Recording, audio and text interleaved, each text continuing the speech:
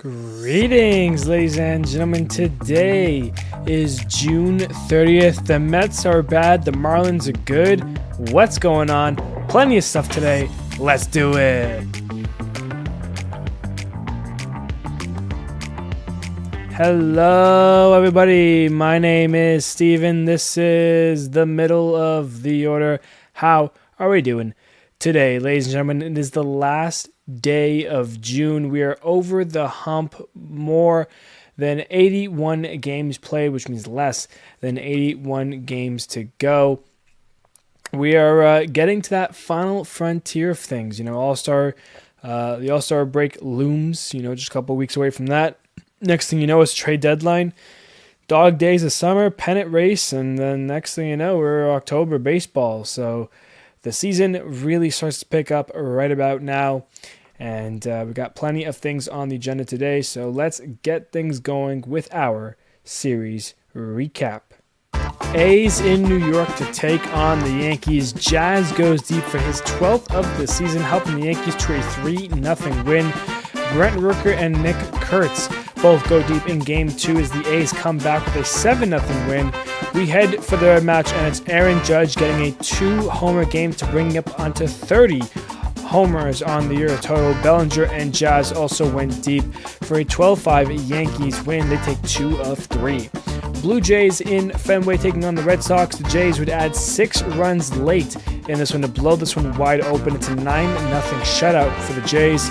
But the Red Sox come back with vengeance. Wilyer Abreu, Sid Dane, Rafaela, Roman Gonzalez, all of which go deep in a 15-1 smacking of the Jays. But they open the third game with back-to-back homers in the first from Barger and Vlad to set the pace as the Jays win it 5-3 and take 2 of 3 from the Red Sox. Rays and Oilers. The Rays scored 6 in the second with 3 home runs from Jonathan Aranda, Josh Lowe, and Brandon Lau, but they blow that lead and the O's score 22 runs. They had 2 3-run innings, 2 4-run innings, a 7-run eighth. Gary Sanchez, Gunnar Henderson, Jackson Holiday, and Kobe Mayo all going deep. Kobe Mayo, his first career MLB home run. He pimped it off of position player Jose Caballero. 11-8 Baltimore. Tampa Bay comes back in Game 2, though. Jonathan Aranda, another home run. Yandy Diaz went deep. They scored 2 4-run innings for the Rays as they take an 11-3 victory. Baltimore would then handle the match 5-1 O's as they take 2 of 3 from Tampa at home. Dodgers and Royals now. Shohei leads this series off with a leadoff bomb. Max Muncy goes deep as well as the Dodgers take a 5-4 victory. But then it's the Pasquatch, Vinny Pasquantino, a 5 RBI game. He went deep in this one as well, leading the Royals to a 9-5 victory to even up this series. But in the road match, it's Kike Hernandez, Will Smith, both going deep. 5-1 Dodgers as the Dodgers take 2 of 3 from the Royals. Giants and White Sox. Patrick Bailey gets a 2-run triple in the first game. That's the difference, leading the Giants to a 3-1 victory. Then in Game 2, Andrew Benintendi hits his 10th homer of the year, the only run in this game. White Sox a 1-0 win. And in the road match, it's a 4-run 7th for the White Sox as they get a comeback win for the series. 5-2 White Sox. They take 2 of 3 from the Giants. How do you like that? Cardinals and Guardians now. Pedro Pajes, Alec Burleson both go deep in Game 1. Donovan and Contreras both go deep in Game 2. The Cardinals scored 8 unanswered to come back in that one to beat the Guardians. And then Nolan Gorman and Victor Scott II both homers. So 6 Cardinal homers, an 8-run comeback leads you to a sweep over the Guardians on the road. 5-0, 9-6, and 7-0. Go Redbirds, go. Twins and Tigers. Buxton launches his 18th homer of the year to help the Twins still win from the Tigers. 4-1 the final there. Buxton would go deep again in Game 2, his 19th, but it's the Tigers. Kerry Carpenter, Gleyber Torres, Riley Green, Zach McKinstry, all going deep in a 10-5 showing for the Tigers. They come back with their first Sunday Night Baseball since, 2017? How about that? It's another homer for Kerry Carpenter, another homer for Riley Green, as they both go deep in a 3-0 Tigers win. Skubal absolutely shoves the Tigers 2 of 3 over the Twinnies. Cubs and Astros, Yanya Diaz, Cam Smith, both going deep. Of course, Cam Smith part of the trade between these two teams in the offseason. 7-4 Astros as they get the first punch. Funny enough, the whole trade deal, Kyle Tucker, Cam Smith, and Isaac Paredes would all homer in the second game. The Cubs, though, with more of a home run power. Michael Busch went deep. Nico Horner went in back-to-back games with a home run, also home run in the first game. Seiya Suzuki, as the Cubs hit 4 home runs for a 12-3 victory to even up the series. And in the final game, Altuve, a 2-run homer. That's the only runs of this one. 2-0 Astros as they take 2 of 3 from the Cubs. Kyle Tucker, who? Mariners and Rangers now. First game would go into the 12th inning. Seager went deep in this one. The Mariners would score in the 12th on a Miles Mastrobuoni single and take a 7-6 victory. In game 2, this one goes into extras in the 10th. Ken Zone and Corey Seager would go deep, and it's Marcus Semien who gets the win on a walk-off single. 3-2 Texas in that one. And then in game 3, we go to extras once again in the 12th. Seager, he would go deep in all 3 games of this series. Mitch Garver, though, a 2-run homer in the 12th, helps get the win for Seattle. It's the first time since 2015 that all 3 games in the series goes to extras.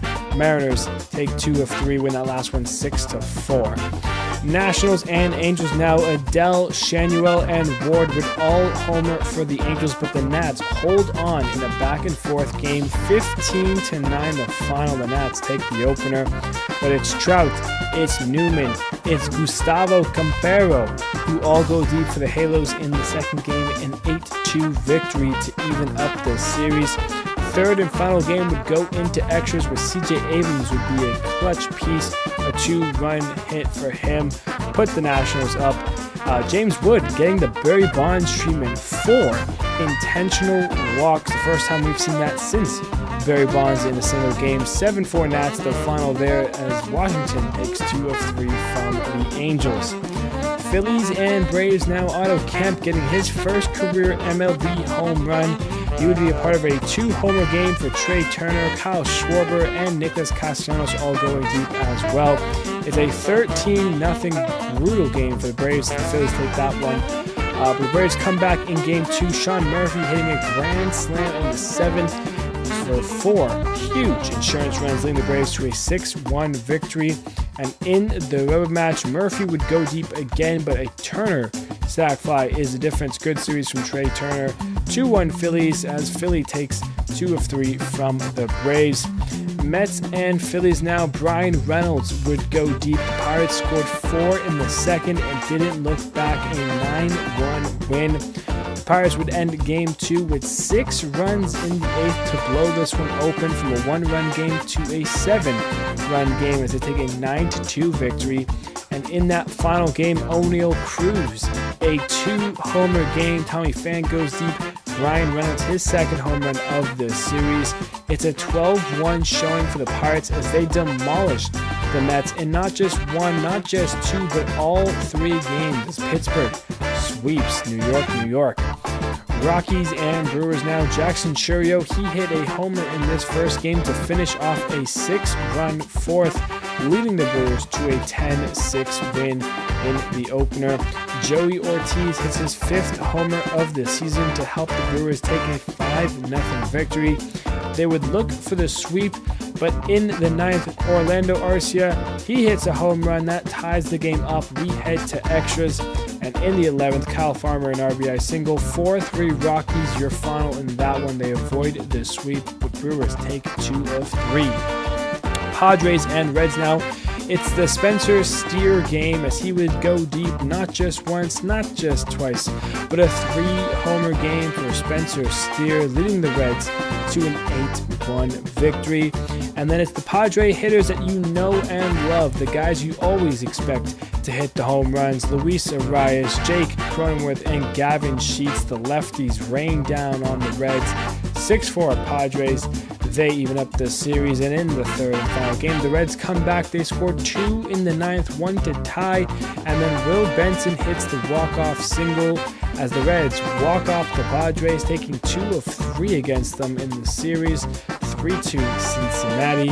And that brings us to Marlins and D-backs. Jake McCarthy hits his first homer of the year. Perdomo and Alec Thomas would all go deep for the D-backs, but it's Kyle Stowers, it's Heriberto Hernandez, and it's Otto Lopez who all go deep for the Marlins. They get a clutch close win against the D-backs, 9-8 Miami. In Game 2, Marte would go deep for the D-backs. Otto Lopez hitting another home run, and it's Agustin Ramirez that gets a single in the 10th to score a run. That's right, this one went to extras, and the Marlins win another close one-run game, 8-7 Miami. They look for the sweep. Ketel Marte hits his 17th homer of the year, but it doesn't matter because the Marlins are all over it. Fish are hot, 6-4 Miami. They sweep the D-backs, taking all 3 games. They seem unstoppable right now, and that's your series recap. Alrighty, now moving on, we've got our game of the weekend, and I'm taking you to LA for the Angels and the Nationals. We had a good one to open up this series here, and it opens up in the top of the second with Josh Bell hitting his 11th home run of the season. A 2-run shot put the Nationals up 2-0, but this is where the Angels would strike. Bottom of the second, Joe Adell, his 18th of the year. How about that from Joe Adell? Didn't realize he was at so many. 2-1. Nats led there, and then in the bottom of the third, the Angels put up 4 runs. Nolan Shanuel, a go-ahead 2-run home run, his 7th of the season, and then a 2-run home run for Taylor Ward, putting him up to 20 on the year. And all of a sudden, from 2-1 to 5-2, the Angels were leading. Top of the fourth, though, the Nationals come back. They get 2 runs on a Jacob Young double, and then CJ Abrams would score a run on a single, and that would also end the inning. So 5-5 as we head to the bottom of the fourth, where the Angels are right there to get the runs back. Luis Rengifo, an RBI single. Mike Trout, an RBI single. The Angels put up 2, 7-5 Halos. Top of the fifth, it's the Nationals who are right there once again. Nathaniel Lau, an RBI double. Josh Bell, he would ground out, that would score a run, and then Dalen Lill with a single put the Nationals up for the first time since the second inning. 8-7 Washington, they were back in the lead. Bottom fifth, though, Angels are right there. It's a 2-run fielder's choice. Joe Adell and Lamont Wade score after an error by Luis Garcia Jr. Angels up 1.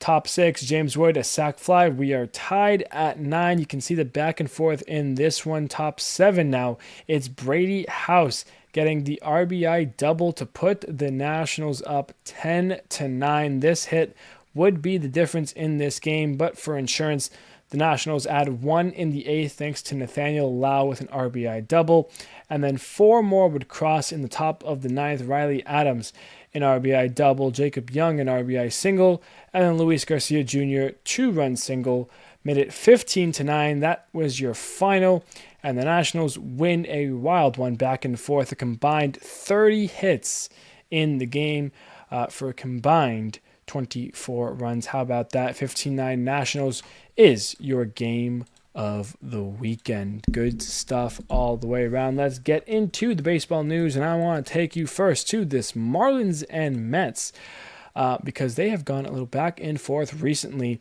The Marlins currently are on an MLB best 7-game winning streak. They have been one of the hottest teams in baseball here to close off the month of June. They're 8-2 in their last 10.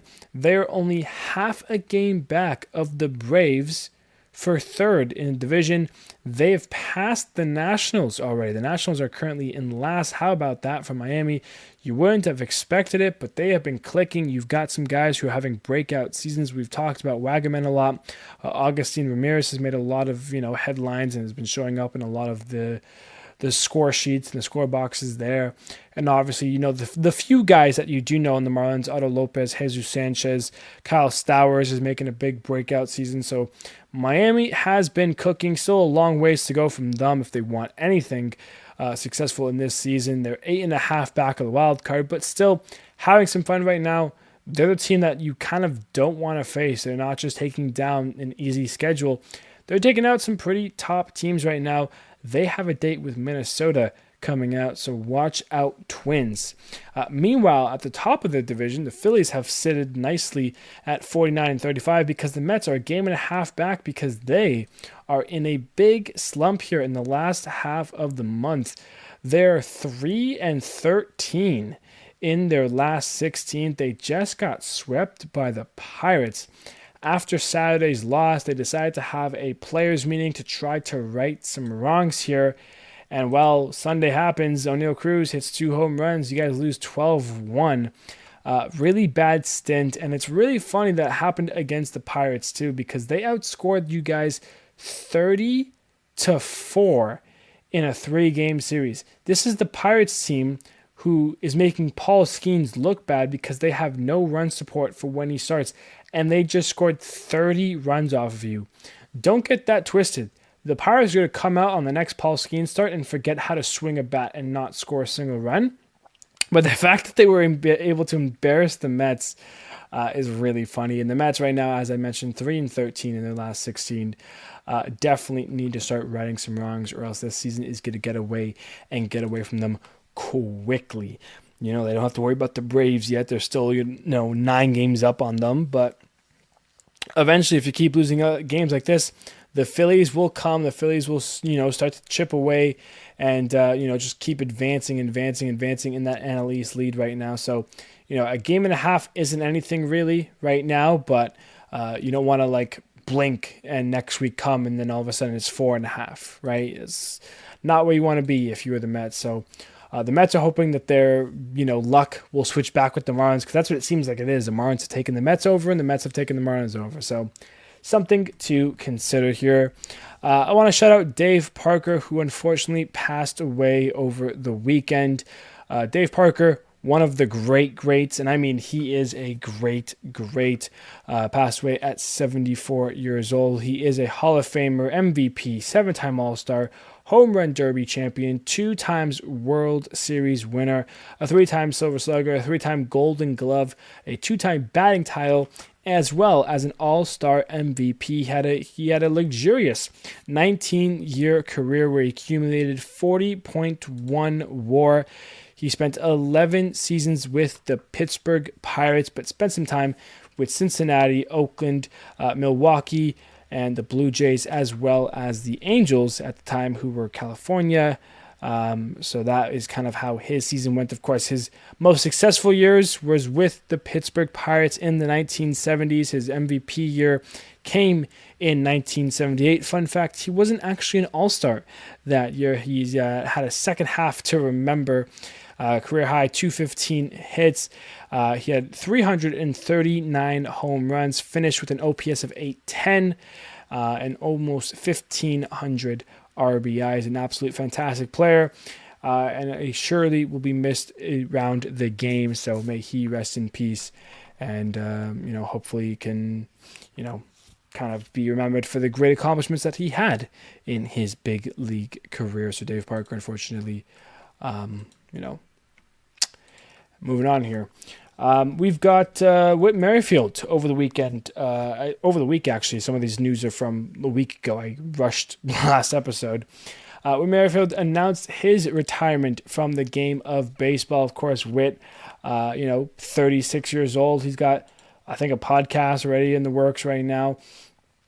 He was a 3-time All-Star, spent most of his time with the Royals from 2016 all the way to 2022, where he was then traded at the deadline to the Blue Jays, spent a year and a half with the Blue Jays there, where he was an All-Star in 2023, before having some time in 2024, split between the Phillies and the Braves. But you remember him really for his time with the Royals, especially in the late half of the 2010s.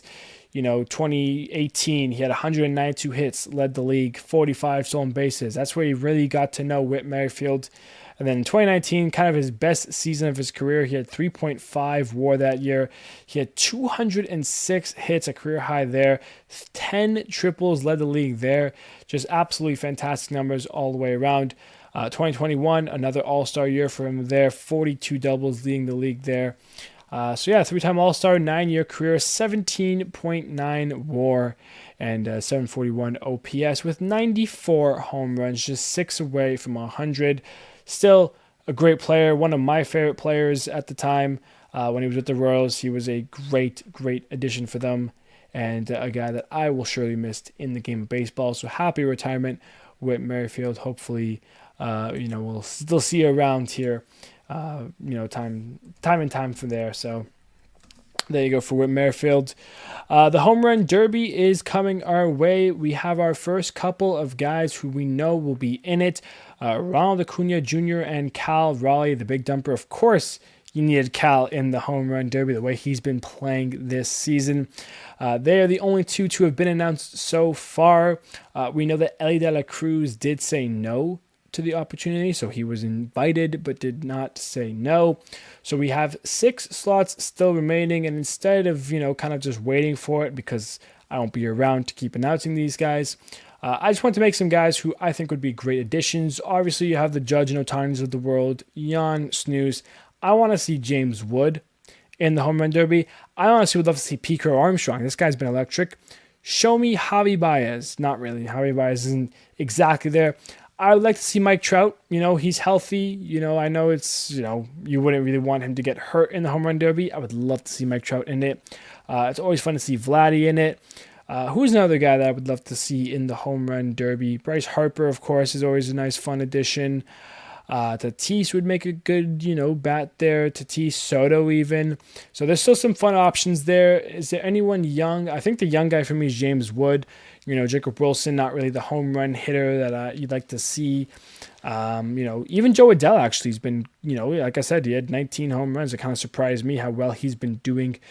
Top prospect, lots of struggles, but this seems like a year for Joe Adell. So let's get Adell in the home run derby. So Acuna and Raleigh, no Elly De La Cruz. What else will happen for the derby there?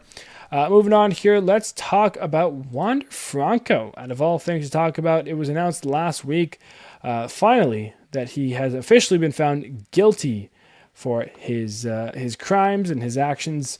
Of course, we know about this for a while now. This has been going on since I think 2023 when all this started. So it is a 2-year suspended prison sentence for Franco. The reason why it is suspended is because the judge has set some conditions that if Franco can maintain, he will not need to actually go to prison. But if he fails to meet those conditions, he will be sent to prison for 2 years. I think most notably, I don't know if the conditions are actually said, but of course, the main one being not approaching minors with sexual intentions. That would make sense for a guy who is Wander Franco. Regardless, no matter what happened in this situation, Wander Franco was not coming back to the Rays, not coming back to baseball as a whole. So justice served, and we can put this whole thing behind us because why would we want to keep it in front of us? So Franco, promising young player once upon a time, now garbage. Anywho, let's talk about the All-Star voting again really quickly here. I mentioned it briefly in the last episode. The Phase 1 results had ended.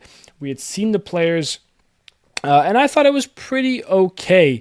Then I kept going on social media, and I kept seeing stats, and I kept seeing numbers, and it kept getting me thinking. Elly De La Cruz has had a fantastic season. He has had better numbers than Mookie Betts. Mookie Betts is in the top 2. Elly is not.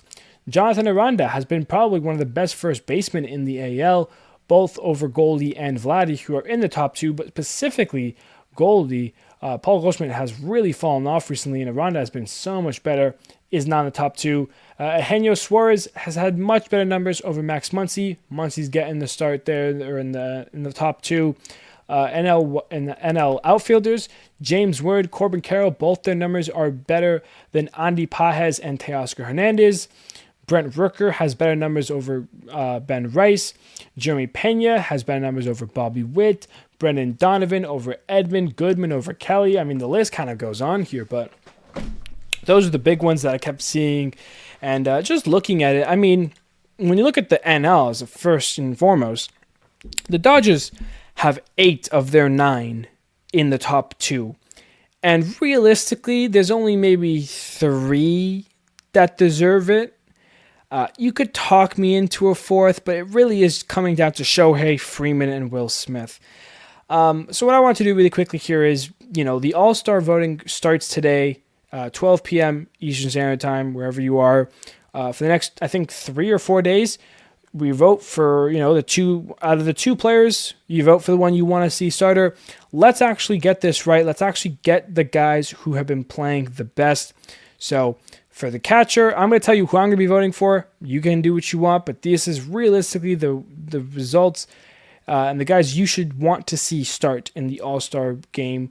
Will Smith is the NL catcher. Freddie Freeman, the NL first baseman.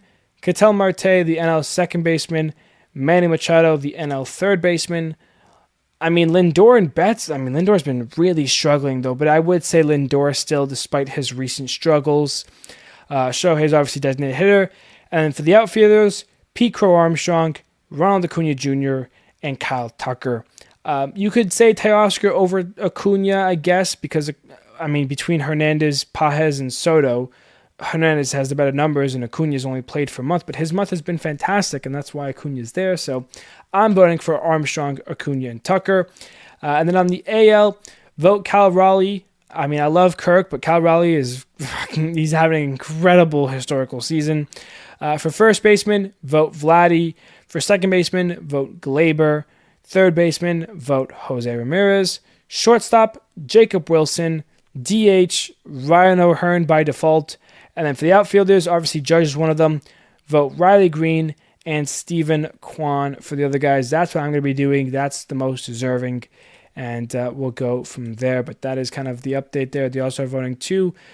People want the All-Star, the voting gone for fan voting because people are doing it wrong. And I kind of agree sometimes. There's a couple exceptions every now and then, but when you've got the Dodgers and the whole fan base there, when you get, all those votes and you get 8 guys in there, it's a little unfair, I have to say, because I think some of those guys don't deserve to be in the top 2, let alone all-stars in general. So that's my take. Anyways, let's move on here. Let's get into our hot and colds from the week. Our hottest player is Spencer Steer. He had a 3-homer day over the weekend, 12 for 23, the double, 3 home runs, 7 RBIs, 5 runs, a 1.477 OPS. Ramon Laureano from Baltimore, 8 for 18, 3 doubles, a homer, 4 RBIs, 9 runs, and 4 walks, a 1.323 OPS. Augustine Ramirez, 11 for 25, 4 doubles, a triple, a homer, 6 RBIs, 8 runs, a 1.281 OPS. Cody Bellinger, 10 for 21, 3 doubles, a homer, 4 RBIs, 3 runs, a 1.262 OPS. And then Kyle Stowers, 8 for 21, 4 doubles, 2 homers, 8 RBIs, 5 runs, 5 walks, a 1.357 OPS are your hot players from the week. On the cold side, Adolis Garcia, 3 for 25 with 10 strikeouts. Jack Caglione struggling to adjust, 1 for 21 with 7 Ks. Miguel Vargas, 1 for 21 with 9 Ks. Paul Goldschmidt, finalist for All-Star, 1 for 19 with 3 Ks. And then Alec Boehm, 3 for 22 with 9 Ks. So some guys who have definitely struggled this week. We'll hope to turn it around this week. As we head to our injury updates now, a couple guys on the list here. Wyatt Langford on the 10-day IL with a strained oblique. Luis Robert Jr. on the 10-day IL with a strained hamstring. Jeremy Pena left the game on Friday after a hit by pitch. He didn't play on Saturday or Sunday, so still waiting potentially an IL stint for him, which would, yikes. And then Kerry Carpenter left Sunday Night Baseball yesterday with the Tigers. He had apparent hamstring injury, so he might find some time on the IL. And then Griffin Canning from the Mets, you might have seen it. He has ruptured his Achilles. He will be done and will miss the rest of the 2025 season and some of the 2026. So unfortunate there for Canning and the Mets, who again, 3 and 13 in their last 16, the struggling New York Mets. Moving on now, let's get through our outstanding performances. A smaller list because we had some outstanding performances this past weekend, starting with Sonny Gray, who was 1 hit away from perfection, 9 innings, 1 hit, no earned runs, no walks, and 11 strikeouts, complete game shutout for Sonny Gray. How about that? Jose Barrios, 7 innings, 4 hits, no earned runs, a walk, and 8 Ks. Nick Martinez entered the 9th inning with a no-hitter intact before it got away from him. He finished with 8 innings, a hit, an earned run, 2 walks, and 6 Ks. Quinn Preister had a career start, essentially, the best start of his career. 7 innings, a hit, no earned runs, 2 walks, and 11 Ks. Good stuff there. Lucas Giolito, 7 innings, 6 hits, no earned runs, a walk, and 5 Ks. Adrian Hauser, 7 innings, 4 hits, no earned runs, a walk, and 5 Ks. Dean Creamer, 7 innings, 3 hits, no earned runs, a walk, and 6 Ks. Spencer Schwellenbach from the Braves, 7 innings, 3 hits, an earned run, a walk, and 12 Ks, a career high for Schwellenbach. And then lastly, Tarek Skubal, 7 innings, 1 hit, no earned runs, a walk, and 13 Ks. Absolutely brilliant yesterday. He joins Justin Verlander and Max Scherzer as the only 3 pitchers in the Tigers' history to have 10 straight wins at home, I believe was the stat. I kind of forget it. I didn't write it down, but it was definitely something that, hey, if you're in company of only Verlander and Scherzer, and you're the next guy up there, pretty elite company there for Tariq Skubal, so good for him. He's been, I think, the best pitcher in baseball going back to, mid-2023. That's how good he has been. Let's take a look at our standings check here now. Let's go in reverse order today. Start with the NL West. The Dodgers have climbed back to the best team in baseball. They surpassed the Tigers. They are 53-32, and they have pulled away from the rest of the teams in that division. The Padres, 45-38. They're 7 games back. Giants, 45-39, 7.5 back. And after getting swept by the Marlins, the D-backs are below 500 once again at 41-42, and long ways to go for the Rockies, who are still searching for their 20th win of the season, 19-65. A better stretch for them this month, but still long ways to go to avoid history. In the NL Central, the Cubs have maintained their division lead, 49-35, but some teams are gaining. The Brewers, 2 games back. They're 8-2 in their last 10, looking good. Cardinals, 2.5 back after sweeping the Guardians, 7-3 in their last 10. The Reds took 2 of 3 from the Padres. They're 44-40, kind of a dark horse team right now. 4 games up on 500. Pirates, 15 games below 500. Long ways to go there. NL East, we mentioned them a little bit. The Phillies, 49-35, searching for their 50th win. A game and a half up on the Mets, who need to find a better form here as they start the month of July. Then the Braves, 10.5 back. Marlins, 11. Nationals, 14. So a huge gap between the first 2 teams and the bottom 3 in the NL East. In the AL West, the Astros, 50-34. They're leading the division. They're 6.5 up on the Mariners, who are 3 games over 500 now. They're at 43-40. Meanwhile, the Angels are at 41-42. Texas, 41-43. So a bit of a ways to go for those 2 teams. But the Astros currently holding down the West. In the Central, we have our largest gap so far. The Guardians are in second at 40-42, below 500. And the Tigers are 53-32. They sit pretty in first, 11.5 back of the Guardians. At the rate we're at right now, the Tigers would not only be the first team to clinch a spot, they'll be the first team to clinch the division. With the way this is going, the AL Central, which was so good last year with 3 teams making the postseason, has become the Detroit Tigers and trash. Because right now, that's what it is. The Guardians can't find a way over 500. The Royals, every time I put some faith in them, they find a way to let me down. And the Twins, they just can't stay consistent either. So really, it is the Tigers' division to throw it away. And then in the AL East, the Yankees, 48-35. They're a game and a half up on the Rays, who've been one of the hottest teams in baseball. They're 10 games up on 500, 47-37. The Blue Jays, 3 games back of the Yankees. They're at 45-38, and they're 3 games back, but I believe they start a 4-game series together, so this could be a very important series.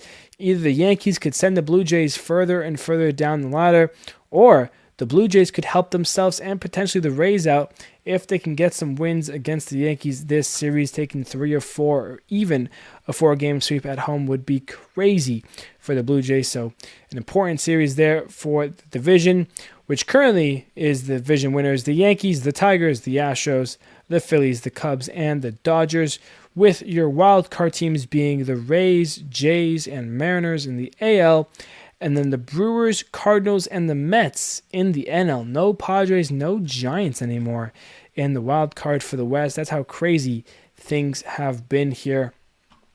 That's our standings check, and that kind of just brings us now to our upcoming series for the week coming up. We mentioned we got the Reds and the Red Sox, as the Cincinnati Reds are in Boston. A's at Rays. We've got some rhyming. We've got some color matching. Yankees at Blue Jays. Important series that one is. Oilers at Rangers.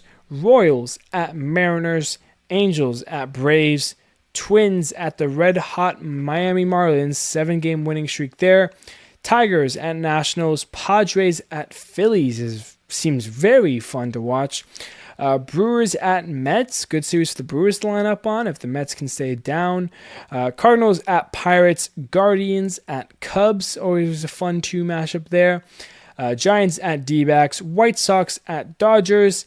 And the Astros get to go to Coors Field to take on the Rockies. Ladies and gentlemen, that is our episode. Yes, really, but not really. Got a small little update for you guys going on here. So pull out your calendars, let me yap for a second here, and then you guys can get on your merry way. I am taking a little trip, a little vacation, a break from me. So I'll be away for the next couple of weeks here, so you will not see a middle of the order episode until Friday, July 18th. I'm missing 4 episodes here. Today is the last episode until the 18th, so all of the July stuff so far that will happen will come in the middle of July. I haven't exactly thought about what I'm going to do for that first episode back, because obviously, I'm missing 4 series. The All-Star game will be happening. The Home Run Derby would have just happened, so I'm not really missing that, but that's stuff I'm going to have to talk about. I don't know if I'm going to do a June Player of the Month. I don't know if I'm going to do a jumbo series recap or what the plan is exactly for that episode. It will most likely be a little bit longer than most episodes usually are. But yeah, so stay tuned for that. That'll be a big episode, be a fun one. If you have any ideas for how I should handle, the return, and how I should handle, going over the quick series and anything I might have missed, if I should do the June Player of the Month, yada, yada, let me know in the comments below. I appreciate you all, for sticking around here. It's going to be my first time actually missing a video here or an episode, so definitely will be a little weird, but that is all I want to say. So stay tuned for that. I will be back, not gone forever, just gone for a little bit. And with that being said, that will wrap up today's episode. Ladies and gentlemen, thank you for listening, whether you're on YouTube, Apple Music, Spotify, Buzzsprout, or wherever you are listening to this from. Just so you know, you matter. I appreciate you. And thank you so much for listening. And I will see you on Friday, July 18th. See you soon.